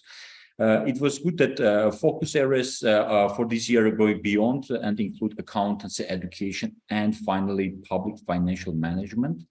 Professional accountants in public practice, we learned what are the focus as well as in the businesses, and we understand that same can be applied for the public sector. As we also know, in the PAOs, they mainly focus on audit and the private sector, as it was reiterated today, while we also learned, like from Zambian experience, that they are quite advanced, and Zambia brings us quite an interesting partnership with the Accountants General and delivering training, including offering 2 qualifications for the public sector accounting, including chartered accountant and specialist diploma, which is a very good approach, and we can consider using and replicating in our countries. Also, it was interesting to learn from Bosnia and Herzegovina on limited qualification in the public, the challenges and the limited qualification in public sector, while 21%, as indicated in PAOs, are members of the public sector. That is quite an impressive. And they started training heads of department and senior management, which is a good start. Of course, transforming their technical knowledge from public to private sector is becoming more and more reasonable and feasible. The question which we may face is sustainability, how we are going to sustain in public sector accountants, also considering the salary scale of public and private in many countries, and probably the supply need to be somehow ensured, because retention can remain a problem. Government is, as it reiterated, it's a large employer of accountants, and PAOs will need to refocus and reassess government as a separate client or target audience. And this is what we hear is happening in many countries. It was interesting to learn from Georgian experience, from David, the challenges they are facing, which is staff capacity, Georgian language, literature, and only few universities offering modules on PFM and public sector accounting.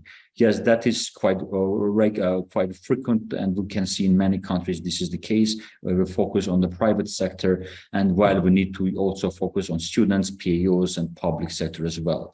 We also covered, Zambia, as we discussed, it was quite good experience, and many countries will need to use this experience, and that is quite insightful.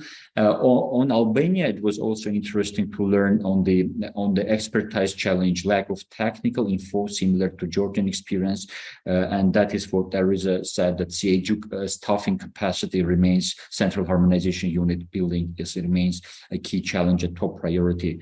While the approach of training of trainers adopted by Albania is also very interesting, and we can consider rolling out in many countries, including starting from central government institutions for training, as Albanians did with 100 people, and developing CPD program.